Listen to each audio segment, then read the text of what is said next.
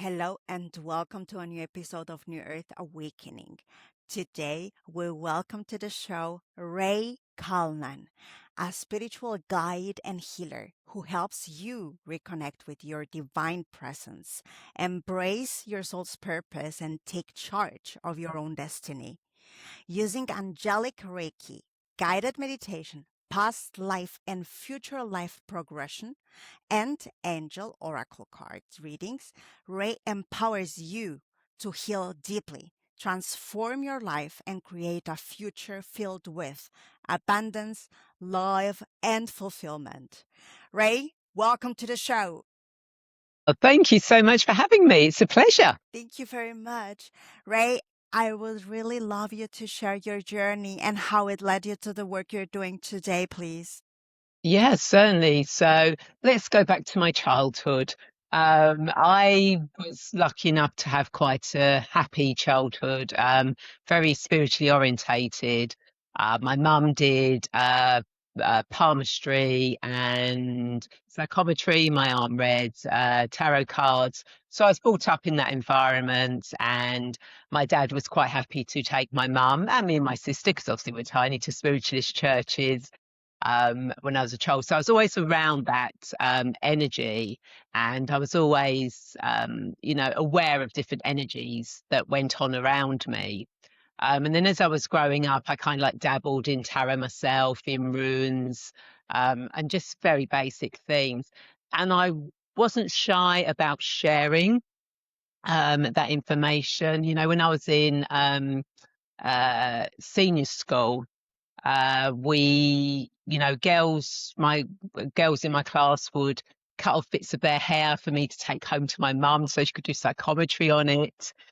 And once my classmates decided they wanted to do the Ouija board, and they said, "Can you come and be there?" And I kind of like, "Well, I'm not really interested in the Ouija board." And they said, "Well, can you just come and make sure we're safe?"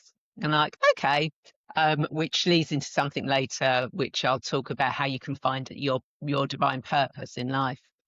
Then from there, obviously, teenage life, early adulthood. So it was still there in the background, but I wasn't really doing anything with it. And then I had a tarot reading, and the guy who did the tarot said, "I can see you going on a life-changing journey. You're going to be going by yourself, not with anyone else." I had a boyfriend at the time. It's going to be you going by yourself. And I think it's going to be somewhere like Sri Lanka, somewhere like that. And I thought, well, okay. So I went online. Computers were really in their beginning back then. So we're saying how long this is ago. And Lonely Planet had a website. So I went on there thinking, oh, I'll look up Sri Lanka to see what it's like. And they actually had an article on Peru. And I ended up reading that article on Peru and thought, oh, that sounds really interesting. Thought no more of it. Then a couple of days later, I've turned on the TV and there's a documentary by Stephen Fry on Peruvian bears. Now, obviously, with my background, I'm kind of like, oh, synchronicity here. Maybe I need to look into this. So I ordered some brochures on Peru, because although I wanted to go traveling around there, I wanted to do it in a group rather than by myself. And I was looking at this and it's like, I can't afford this. This is so expensive.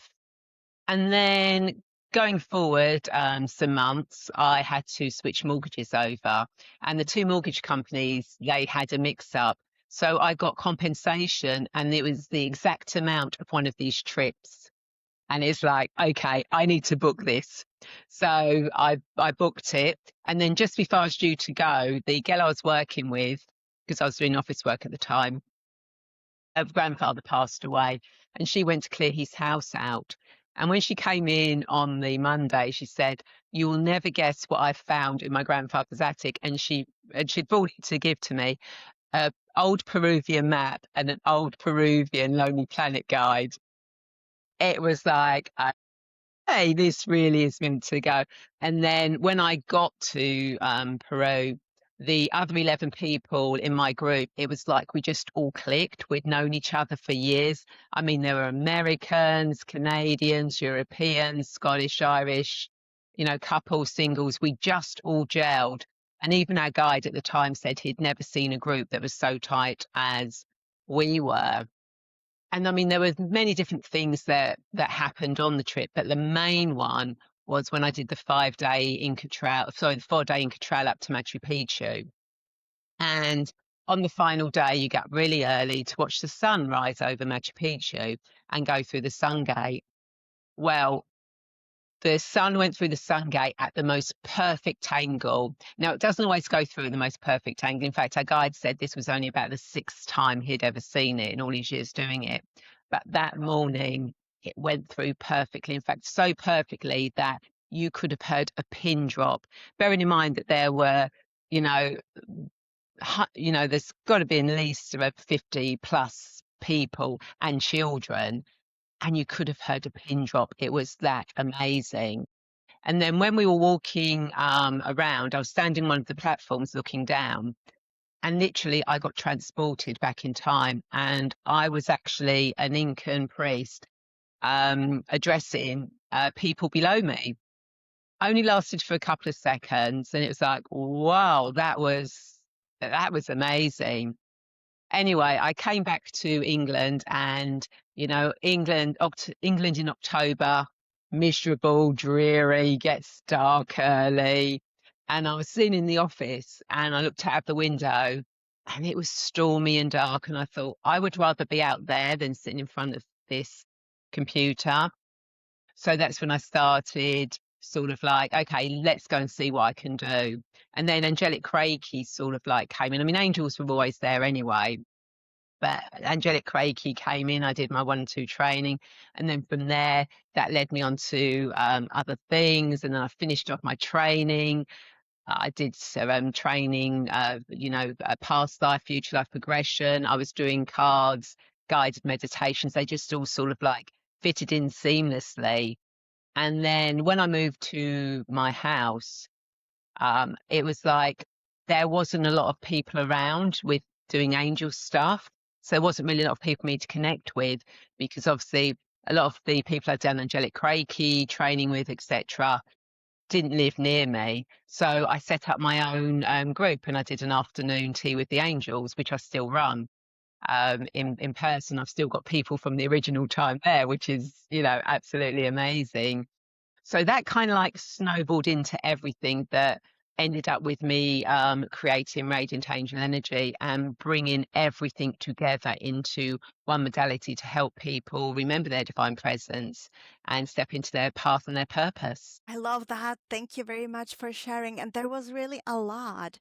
So let's go back to psychometry, because I know that is also something that they use in the United Kingdom for detecting crimes or something like that. Can you please explain a little bit more about that for the audience? Yeah, I mean, I've never really done it. It was my mum that did it. But basically, what you can do, you can take an object or from somebody, so you could take someone's ring or a said a lock of hair.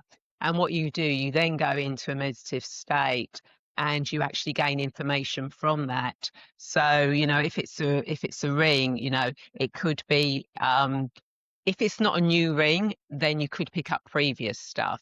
So ideally you want, which is why kind of like hair is good, because you can then pick up information about that person that you're doing, any information that needs to come in, like boyfriends or where they're going, what they should be doing. If it's an object that maybe uh, wasn't yours, maybe it's a grandmother's, then when the person holds it, they can pick up information about that person, what they did in their life, who they were. So psychometry really is holding on to something, and connecting with the energy of that object to get information. Thank you very much for explaining that. I think that is really something that everybody can start doing in their homes just to practice and to connect with their intuition a little bit more. So thanks for saying that. And so now I'm curious to find out how exactly the angel Reiki came up for you and how that really truly developed. Yeah, certainly. So, as I said, I was aware of angels for a long time, but when I really sort of like noticed angels, so we're going back to about 2000, there wasn't a lot of information, especially in the UK. In America, you had people like Doreen Virtue. In Ireland, you had quite a lot of stuff. In England, there wasn't a lot on angels. And in fact, I had to sign up to a Christmas catalogue for once a year to be able to buy angel objects, because you know, now you can just walk into a local shop, you know, and there might be an angel or something like that, but there wasn't back then. And I think my first angel book I had to order from it had to be by an Irish author. So the angels were there, and it was kind of like, how can I work with them more? And again, synchronicity. I was just, I think, scrolling one day, and you know, I was in sort of like into self-healing anyway. And then Angelic Reiki just popped up, and I'm like, oh, angels, healing. Okay, let's have a look. Because I wasn't actually interested in Psy Reiki, which is really interesting.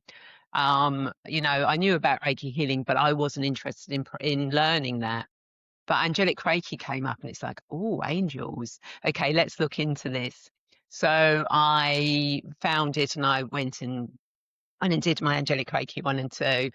And that was amazing, because it kind of like allowed me a deeper connection with the angelic realms.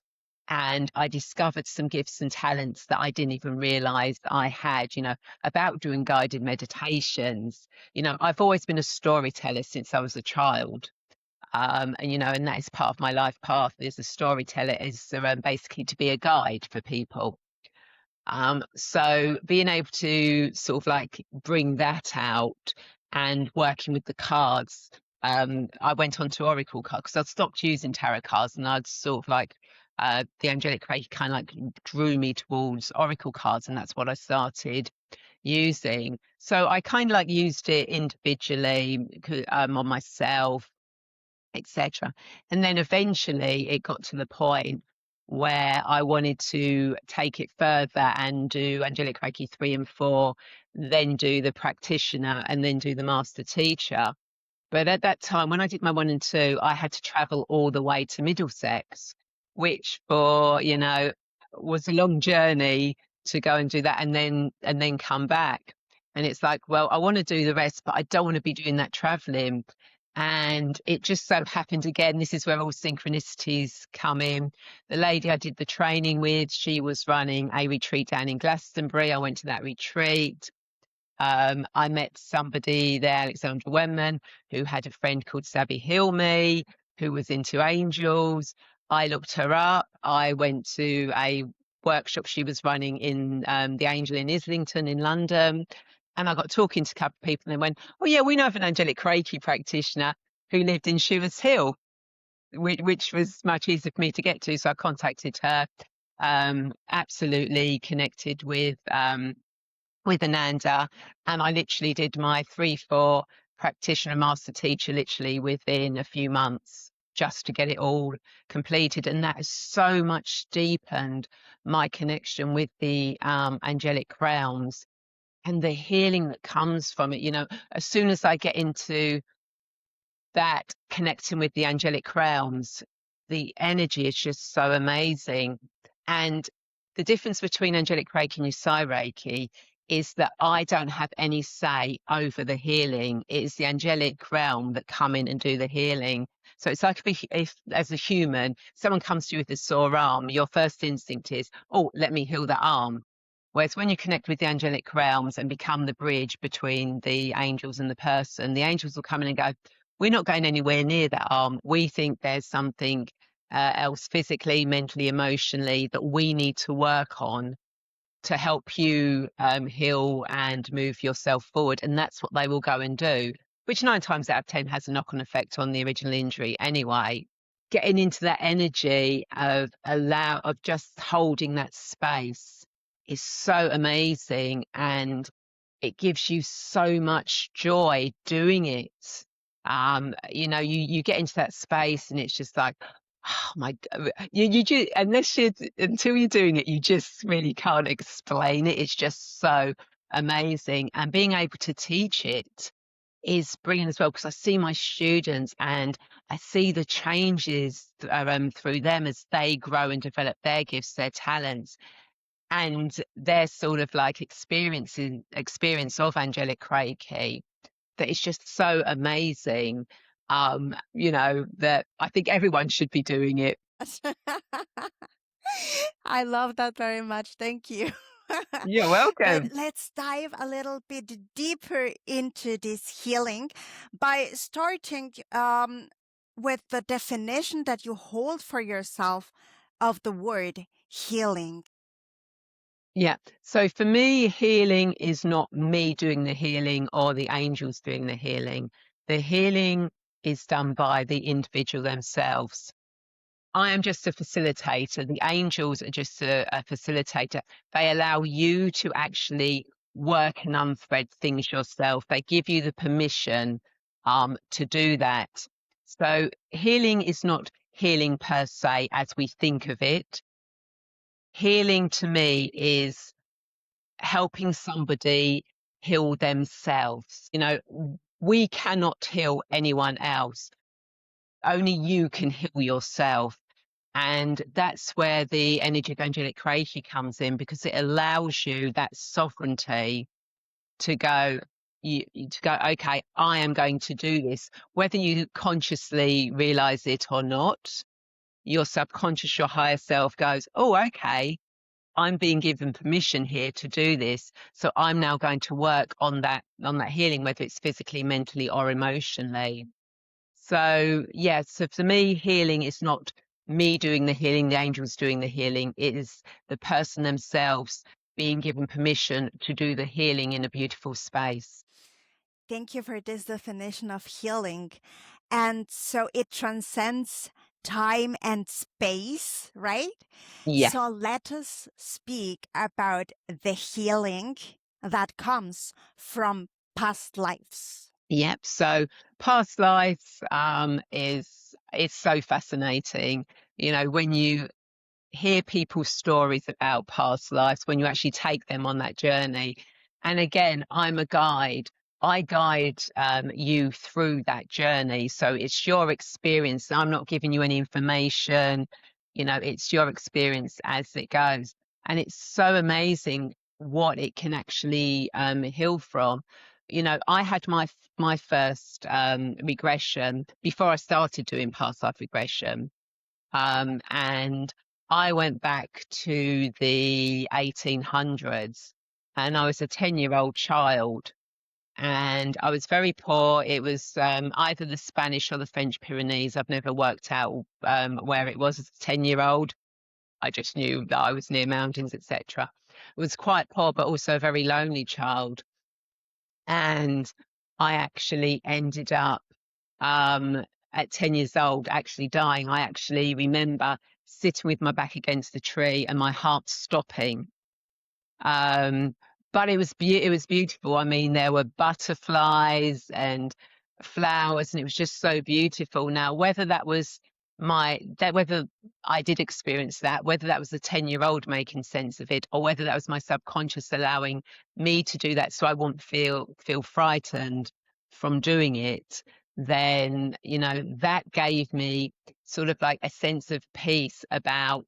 I mean, I've never been worried about dying anyway, because I've always known there's more to it, but it gave me that bit of peace.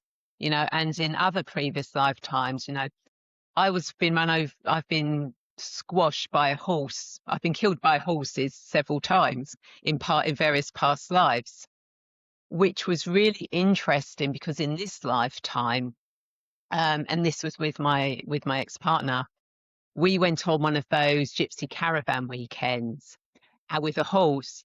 Now, I've always kind of like, ever since a child, I liked horses, but I've always felt uncomfortable. So this was before I knew about the past life stuff, and I'd always been uncomfortable around horses. And I was quite happy walking by the horse, but I didn't want to drive it or anything. Then on the last day, when we were taking the horse back, I got caught between the horse and some bars. And literally, if it hadn't been for the strength of my partner and the other guy, I would have been squished by that horse against the bars. So So fast forward, and then I've obviously the past life stuff, which obviously explained, that pattern had repeated. But that reason that had to, when I went to and I understood about my past lives, was because I then went, some years later, I actually went to Egypt. So there's in Egypt, in Luxor, there's Animal Care Egypt. So they do, they're a charity that work with locals, and they look after the animals if they're sick, they're ill. They educate how to look after the animals. And I went there with the Healing Association. So I didn't go there to heal animals. My friend was doing animal healing. She just passed her animal healing course. Elizabeth Whiter, who was doing the training, we got on, and she said, could you come along to Egypt with us? But not to do healing on the animals, but to do angelic reiki on the animal healers, because obviously when they work with the animals, they pick up all the emotions, and it can be quite overpowering for them. So I just went there to do healing on the healers. Anyway, we'd only been there a day or so, and there was a horse there called Princess Cinderella, who one of the women had taken, looked at. Now, this horse was dying, but it wasn't allowing itself to go. So one day she said to me, "Can you come and do some angelic reiki on this horse?" Now, if I hadn't had done had known about, and cleared my past life, I'd have gone, I'm not going anywhere near that horse. But I did. I actually, when I had my hands on I actually had my hands on the horse, eyes closed, and I did the angelic reiki, and it was so beautiful. I mean, Pegasus came in, and literally about 15 minutes later, I got called back, and she'd actually laid down, ready to depart. Which, she'd been given permission that she could go, and it was beautiful. I was with her as she took her last breath, and it was just so amazing. So that just, so if I hadn't healed, I hadn't gone back and learnt about those issues with with horses, then I wouldn't have been able to be there present to do that healing for her. And that's the beauty of past life, is that when you see, know, understand, heal from what happened, see what lessons you needed to learn, what you didn't learn, what you need to bring into your present life. That really means that when you come back and you're fully present, those issues no longer, worry you. They're in this beauty with past life regression is there's so much scientific backup about it. There's been so many studies that show, people that have a fear of flying, a past life issue, they sort that out. They don't have that issue anymore. Fear of snakes or stuff like that. It could be in a past life they were bitten by a snake, and that's why. But when you clear that and you heal it and you know it, then it doesn't affect you in the present. Everything we do, in fact, everything I do, whether it's the angelic reiki, the past life, the future life, the cards, the guided meditations, it's to bring you back to the present so you can be fully present here in the moment and not worrying about the past, the future, or what's going on around you. Thank you very much. Amazing. Yes, exactly. And I tend to see it that when a past life comes to you, a memory, yes, there is something that you are ready to transcend once more. So it's kind of like, oh my God, this is scary. Oh, fear. Oh my God, a horse. Well, let's transcend it so that we can Exactly. do healing on the horse later. Exactly, and that's the beauty. You can do healing on anyone and anything, because again, with that horse, I wasn't actually doing the healing. I was just bringing in the energy for the horse to go, okay, it's time for me to go now. Being given permission to do that, and I think that is just so beautiful. Yeah, exactly. And the angels came to pick him up, like, yes, it's all cool. You are okay. Yeah, exactly. Thank you. And you said that you remember fragments from over 300 lifetimes, right? Yes, I'm yes. curious to know more about that. Yeah, I mean, I've had many, many lifetimes, and they have been everything from, be from I've killed people in past lives. I've been killed myself. I've had children. I've died in childbirth. I've experienced persecution. Um, there's so many things that have happened in a past life, which actually is quite interesting when I look at my life now, because I had, touch wood, fingers crossed, apart from 2022 when I had the rug pulled out from under my feet, I've had a really great life. And I remember when I first started out on really concentrating on this, there was so much information about that. You can only be spiritual if you've had, that dark night of the soul and you've been there crying. And it was like, well, I haven't had that. Is there something wrong with me? And then I realized, and when I connected, all my past lives were everything that I needed to experience, because this is my last incarnation on earth. So I was given that I wouldn't have all that, I've cleared and sorted those issues. I've experienced them and I've now cleared them, so that this lifetime I didn't have all that issue. So I am here to be able to help others on their journey to, to remember who they are, to find their life purpose, so that they can create the beauty that they're meant to be doing. So it's, when I look back at that, it was amazing. Okay, so you don't need to have the dark night of the soul to be spiritual. It could be that it's previous lifetimes you've gone through that, and now you're in a life where this is your last incarnation, and you are ready to do the work you're supposed to do in this lifetime. Thank you. Like I like how you touch on different topics there. The first one being that we have been everything. We have done all the things, which leads me always into this path of, so there is no place for judgment anyway, because we have been there, we have done that. So it's just about giving everybody grace to be wherever they are right now. And the other part that I loved so much is like there are these preconceived things that circle around, that you can only do this if 1, 2, 3, 4, 5. Otherwise, there's no way. So let's dive deeper into these topics, please. Yeah, and I mean, every experience we have on this life is unique to us. No two experiences are the same. They're not meant to be. So what works for one person doesn't necessarily work for another person. It might work for another person, but it won't be exactly the same. There'll be a slight difference. And so again, it's like if you were to take two angelic Reiki practitioners, they there is no competition there, because although they do the same work, they are walking their own individual path, and they will attract the people that they are meant to attract. Now, I found this out years ago.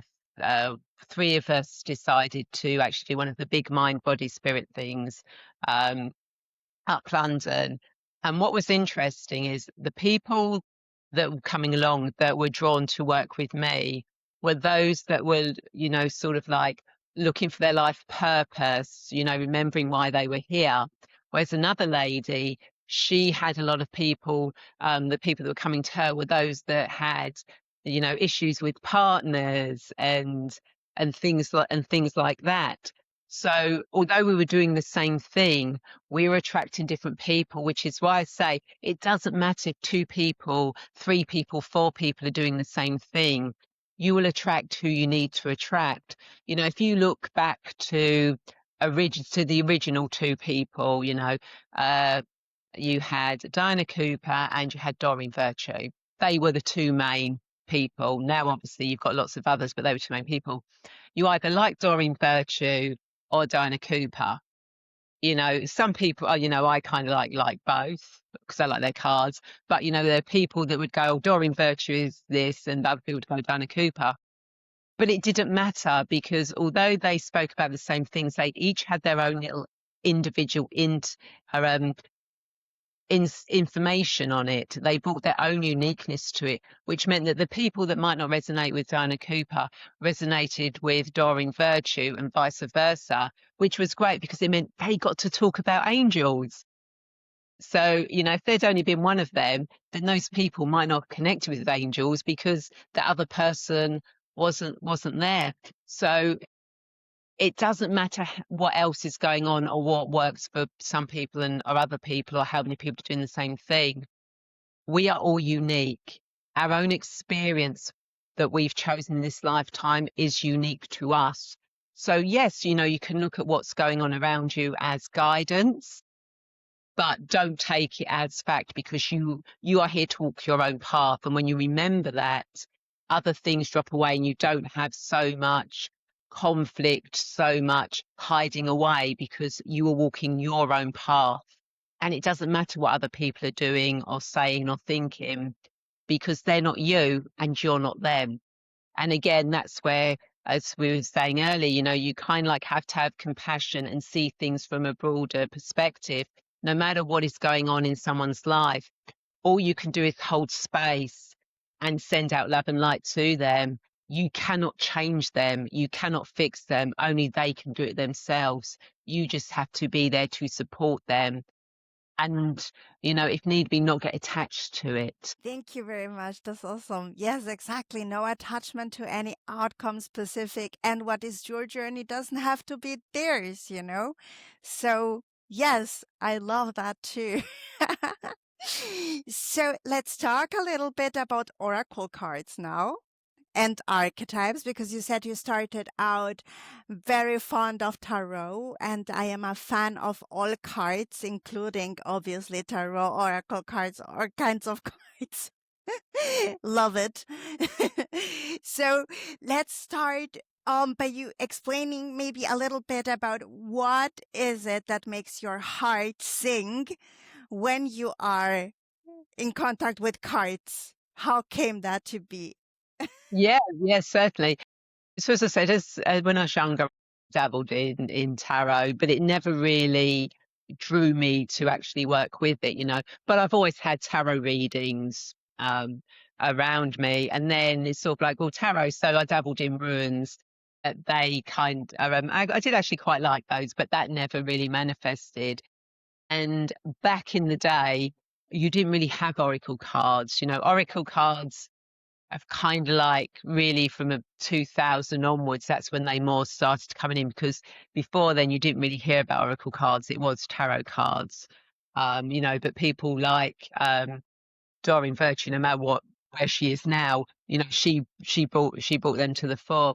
But I love oracle cards in the fact that they tell you what you need to know for the present. Tarot cards are great for give you an idea of your future, of where to go, but they are only a guidance. Just because the tarot cards say you're going to do this, this, this, doesn't necessarily mean that's going to happen because if you don't take the steps towards it, then that's not going to happen. Or if they say something's going to happen, you take the steps to avoid it. So, back when again, going back to my teenage years, my aunt did my tarot for me. And I mean, we had Tower, Death, we had all the cards you can think of. And what she picked up intuitively was I used to go to a nightclub, and she actually saw me being accidentally thrown off the stairs. So what did I do? I didn't go to the nightclub until we did the cards again. It's like, no, that's all clear now.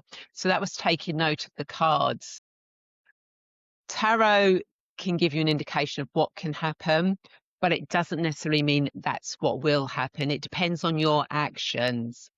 But what I've noticed recently is that timelines are shifting so quickly now that you could have a card reading that's going to say in a couple of months, you're going to you're going to meet this person, blah, blah, blah.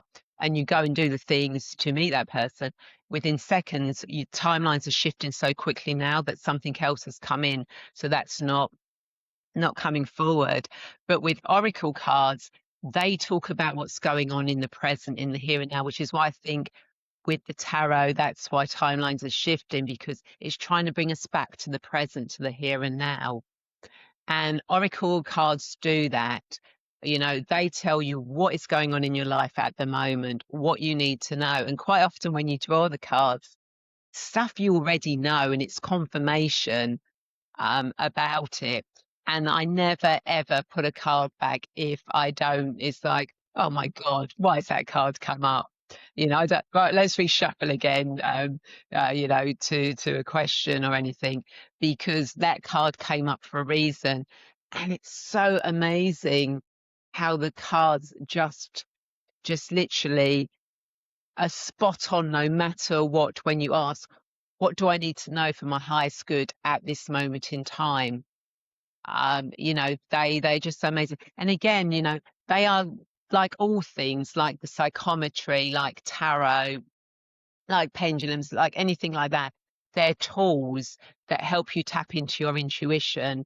So yes, you know, when I do the cards, you know, I look at what's on the cards, you know, the pictures, but the information that comes through is they're just triggers for me to bring that information through from the angels, from the higher realms, from wherever, to help that person. So that's why I love, you know, using the oracle cards so much, because they're such a beautiful tool, and the messages, the images are brilliant triggers to help my intuition, my higher self, whatever, come in and give that guidance. Thank you. So let's dive into that. Please, would you fancy doing a little reading for the collective for those who are watching right now or in the future? Yes, I can do. So what I'll just do one card just to see what everyone who's watching this, doesn't matter where, when, where, what they need, you know, they'll come across this card and this message at the same time. So as always with the cards, I cleanse and bless them, and we'll just see what does everyone who's watching this, no matter where or when, because time and space don't matter. The message is always what we need to hear at this moment in time. So what does, oh, and that's not a card dropping out, that's me being clumsy. Sometimes cards jump out, but sometimes you do. So what does everyone need to know for their highest good this moment of time? What does everyone need to know for their highest good this moment of time? So let's just see what we're going to come up with. So we have got grace and gratitude. Through gratitude, joy expands. Isn't that a beautiful card? So what the Yes. message from that is for everyone, no matter when you're watching this, is that when you open your heart to gratitude, to joy, to grace, it's amazing what will actually come through. You will feel so much lighter. There'll be joy that'll come in, but you'll also get guidance and information that will help you move forward. When you stay in that space of grace and gratitude for even the smallest thing in your life, like it's not raining today, the sun is out, that really opens your heart. That brings that compassion out. That helps the collective energy to bring in a new sense of peace and understanding in the world, in your life, in the people around you. Because when your energy starts changing as you're in that grace, that gratitude, that unconditional love, that then has a knock on effect on the people around you. That has a knock on effect. And it's like that butterfly effect. It just goes out and out and out. So, you know, remember to be grateful for everything in your life, no matter what, even if it's the something that you're not sure of that seems wrong. Be grateful that that's come into your life, for that's a lesson. And when you move beyond that, you can then have the peace and the joy that you need. So yeah, have grace and gratitude, and see where that will lead you forward to. Thank you very much. And for the people watching, do you have any tool that you can share for those who want to connect also deeper with the angelic guidance available? Yep, there are many ways you can connect with the angels. The most easiest one is literally before you go to well, obviously talk to them every day. You know, I greet mine every morning. I talk to them through the day. You know, thank you angels for finding me a parking space. You know, although do remember when you ask the angels, be specific about what you want to ask them, because if you're not, you know, I once asked for a train to be delayed because I was running late. I missed that train by a few seconds, but the next train I got on was delayed. Whereas what I should have said was, the train I'm getting at such and such time, could you delay that for me? Is what I should have said. So you need to be careful when you do that. But before you go to bed, just get yourself nice and relaxed. And as you're lying there, just say, my guardian angel, please could you tell me your name? Now, you'll either suddenly get a name pop up into your head, you might dream a name, or when you wake up, you might remember a name, or you might look at something and go, oh, and that's your angel's name. Don't question what it is. You know, it could be as mundane as Fred or Gladys, but it could be something ethereal like Gladriel or something like that. The angel will give you a name that resonates with you most. You can do guided meditations. You know, I have a guided meditation on YouTube to help you connect with your guardian angel, but I also have a free PDF, which is a 5-day angel and spirit connection. So in that there are tips and tricks, but also 2 guided meditations that take you and help you actually connect with the angelic realms, with your angels, with spirits, so that you actually start using your intuition, you start using the guidance and connecting with them on a deeper level. But the most easiest thing is, you know, well, the PDF is quite easy because you just download it, but just go to bed, ask. That's, you know, angels want to help us in any way, shape, or form. So talk to them during the day, have conversations with them, and then be silent and allow them to answer. And they may not answer in words. You know, it could be pictures, it could be sounds, it could be something you come across. So be open and aware to synchronicities that come in when you ask those questions. For example, another synchronicity could be angel numbers, couldn't it? Yep, angel numbers are so amazing now. You know, as soon as you start noticing recurring numbers, you know, that's the angels coming in saying, hi, we're here, notice us. But also if you come across those numbers, say like, you know, 1111, what were you thinking of just before you noticed that? What were you thinking of just after? What was going on around you? Because that could be a message that you're meant to pick up news on. Or it could be that it's just the angel saying, hi, we're here. So when you notice numbers, just tune in. You know, is there a message for me here, or is it just you saying hello? Thank you for clarifying that. I love that very much. Yes, the angel numbers is like, you can see also sometimes these memes, you know, like me celebrating because I saw 1111 on the Mm, fridge. Everything's gonna be okay. exactly. You know, And they show I you just love that. things. You know, they bring you feathers, they Yes, bring you exactly. coins.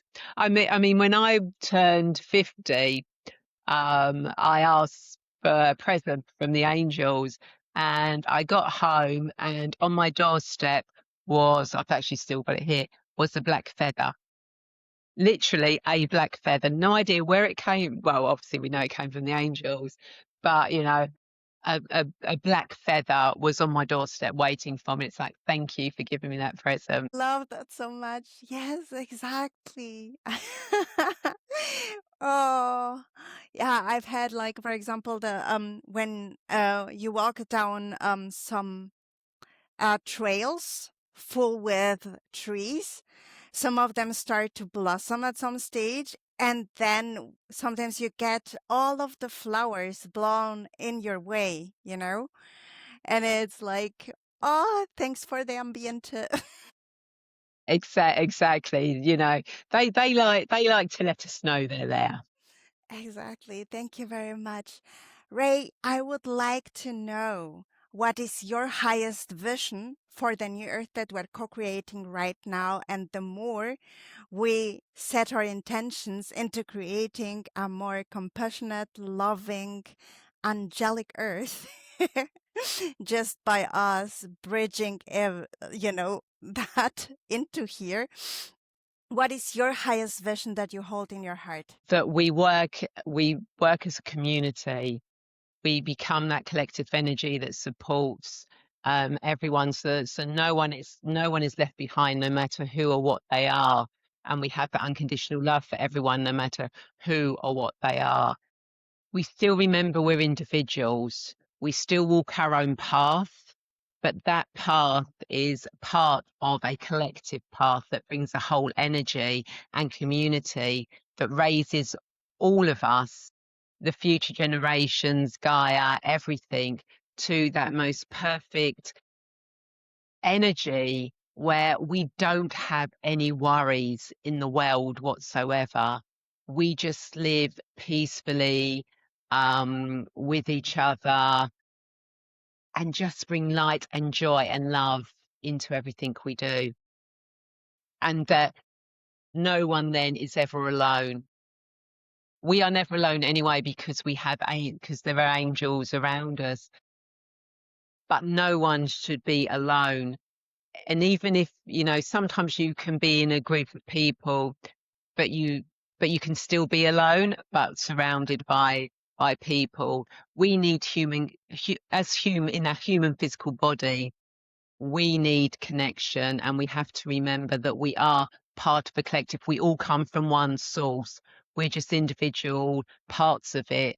But when we come together, and we will be coming together, that is, New Earth is going to be bringing that in. It started already weaving it in, because, when I look back to when I was a child to now, so many more people of different walks of life are embracing this beautiful energy of compassion, of love, of unity, of community, and working together, that we're going to get there. And that's where I see New Earth going. Thank you very much. I love that. Cooperation in the forefront. Yes, And we made a full circle again, because this was also part of what you said, that there can be millions of healers, but each one is different and unique and will bring a whole different energy and understanding. And so, yeah, let's cooperate, move forward, all of us, hand in hand, everybody. exactly. Exactly. My favorite song. Nobody's left behind. No, my favourite song, and I've actually got on my Yes. ringtone, is, even though it's actually was originally written for an advert, the song itself is perfect. And it's like, I'd like to teach the world to sing. That is my favourite song of all time. And I think that really is what New Earth is about. Oh, that's lovely. Thank you very much, Rae, for being a part of the Earth crew right now, for bringing in your light and your wisdom.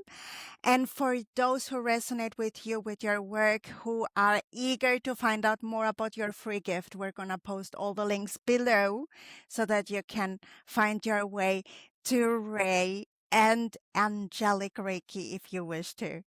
Thank you very much, Rae. No, thank you so much for having me. It's been a pleasure.